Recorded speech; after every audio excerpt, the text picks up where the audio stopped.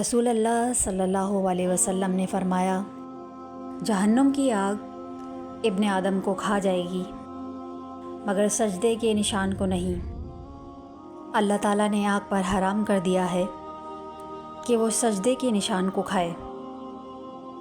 نبی کریم صلی اللہ علیہ وسلم نے فرمایا، اگر کوئی شخص تیرے گھر میں کسی سوراخ یا جنگلے وغیرہ سے تم سے اجازت لیے بغیر جھانک رہا ہو اور تم اسے کنکری مارو جس سے اس کی آنکھ پھوٹ جائے تو تم پر کوئی سزا نہیں ہے، نہ گناہ ہوگا نہ دنیا کی کوئی سزا لاگو ہوگی۔